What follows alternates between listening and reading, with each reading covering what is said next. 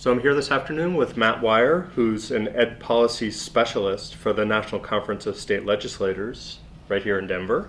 And he was a moderator on the K-3 panel for Education Commission of the States that just released their report today.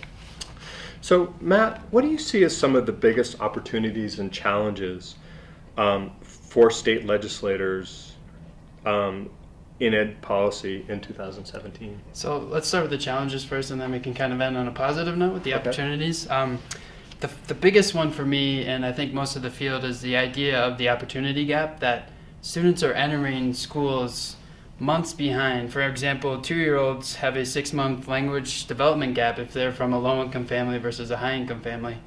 4-year-olds have 9 to 10 months delays in math and 7 to 12 months in literacy. So this is at kindergarten entry. So there's a big need to address this gap that most people don't even realize is there. And we kind of see this as the chief contributor to the achievement gap, but it starts before they're even in school. So that's a big challenge, and I think the K-3 realm can kind of help address that.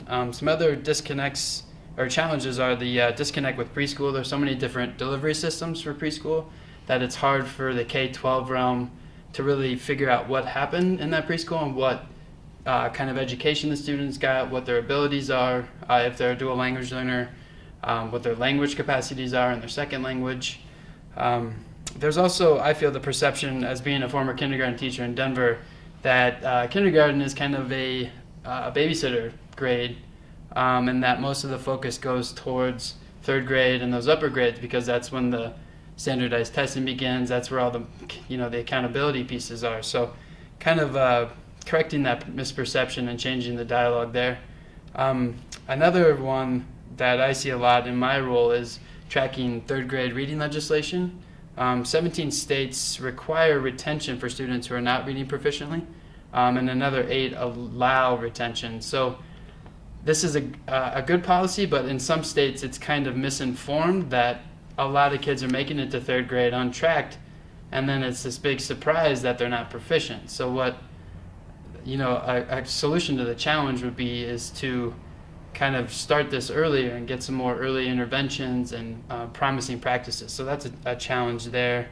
And then to lead into kind of the opportunity idea was the ESSA with implementation, it poses a lot of challenges and opportunities. Just to touch on some of the challenges, we work a lot with states on their consultation committees, and what we're seeing is a handful of states that might be trying to just meet the status quo and hit the accountability benchmarks versus some other states who are really seeing this as an opportunity to really drive home some innovation and some new policies.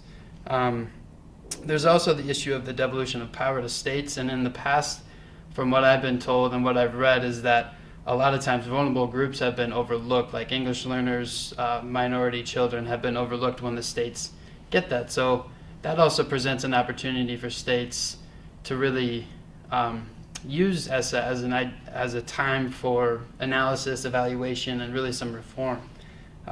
Getting into some of the opportunities, there's a lot of new funding provisions for creating or expanding programs. We're looking at new opportunities for leadership professional development in the K-3 realm, teacher professional development, and really building their capacity. And also working in a vertical level, which means from the preschool level, those teachers are working with kindergarten teachers who are working with first grade, second grade, and up. So you kind of have this streamlined service model for the students. And also some policies for dual language learners as well. So according to the new K-3 Policymakers Guide to Action report, one of the actions for states to consider is to lower the threshold for Title I school-wide participation and to use that money for kindergarten programs. And I'm wondering about the policy implications for states who seek to go down that road. Yeah, no, that's a really new piece to ESSA, is lowering that threshold to 40%. So what that does is it allows a lot more schools the option to create programs or expand into that kind of kindergarten realm. And what under the ESSA is what they've shown is that it applies up to age 6. So that allows for a lot of flexibility in that kind of kindergarten, age 4 and 5 and 6, for more programs to be designed and implemented. But the implications of that, while it has the potential to serve a lot more students, it puts a lot of strain, or it requires a comprehensive needs assessment where stakeholder groups have to be convened, and they need to understand what the issues are, the root causes of those issues. It also requires a school-wide plan and the evaluation of that plan on an annual basis. So it's putting a little bit of pressure on the schools and district leaders. So a policy implication would be that these policies, if they go through to create and lower that threshold, to really provide the resources and personnel so that implementation goes pretty well. What states have stood out in from your perspective on really innovating in K3 policy reform? Yeah. So while we were looking at some of the funding, not a lot of the funding formula have changed that affect K3, but there have been a handful of states that have introduced some pretty innovative legislation. There's a bill out of New Hampshire, Senate Bill 227, adds kindergarten to the grades of students that count towards the qualification for free and reduced lunch. So it sounds kind of technical, but what it really does is bring more funding to kindergarten students in the state of New Hampshire. And that bill also provides additional funding for third graders who have been identified as below proficient in reading. One other policy out of Washington created, and this is a really innovative one that has a lot of potential. It creates an education funding task force, and what their job is to analyze and make recommendations to the legislature, and chief among these is to look at K3 class size and determine what the best ratios are. Research kind of points to that 15-to-1 to 18-to-1 range. So they're really trying to phase in an equitable and appropriate way to fund that into the 2017-18 year, and then kind of having that goal of 15-to-1 by 2020. And they also are looking at getting a full-day kindergarten built into that as well. So there's some innovation across the states, but I think most of this, as ESSA leads, into implementation, I think we'll see quite a bit more. So this is a propitious time for increased focus on K3 because ESSA will devolve a lot more flexibility down to states. I'm wondering what you see as focusing on state legislators. What kinds of opportunities or things that you see they might focus on in terms of K3 policy? Yeah, so I think getting back to that Title I, lowering that threshold and getting more money into schools to really create more programs will be a focus. But that does bring with it all the extra work on the ground. But some other areas include creating more sophisticated data systems and making these really transparent for parents and who are the primary consumers of how their students are doing in the public, to really build a case for how important K3 can be and how that sets students up on these different kinds of trajectories. But also the professional development is a huge piece of this. Not only, we heard this morning from Steve Tozer from the University of Illinois Chicago, who he's done great work around the Chicago public schools and demonstrating how the leadership of K3 really drives achievement.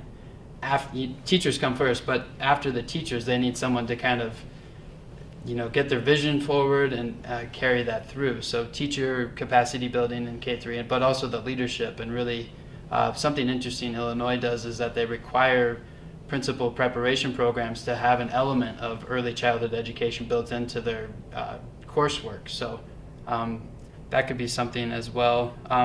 A primary element to the ESSA is also the piece around transitions and coordination between pre-K and kindergarten. So, Matt, you're in an organization, the National Conference for State Legislatures, that really straddles the boundary between the policy world and the research world. And so, I'm wondering what suggestions you might have for researchers who seek to influence the policy world with their work, but may not know how that world operates so much. So what kind of suggestions do you have? I would suggest making the data as simple that's data that they can act Powerful. upon, and then giving them strategies and best practices to move forward with, crafting legislation. But I would also say to call us. We're here to kind of act as your intermediary. So but you'll be our difficult. translator, huh? Yeah, we kind of help translate the research and get it into their hands. That's, I think that this is the knowledge hub that we've developed is really an attempt to start a conversation amongst policymakers and researchers and practitioners to try and get over some of these boundaries. And I think that the more we hear each other's language, the less foreign that language sounds. Absolutely. And from my personal experience working with state legislators is they can't argue with data. They might be able to argue with theory and other things that they might not be able to quite wrap their head around, but if there's empirical data on a piece of paper in front of them, it's really hard to argue with. And then you can kind of get to that common level for dialogue and understanding and moving forward. So how does your shop operate as this translating activity? So we host quite a bit of educational conferences every year where we have our legislative summit, which gathers around maybe 3,000 state legislators, legislative staff. And what we do, we have tracks in education, energy, environment, transportation, you name it.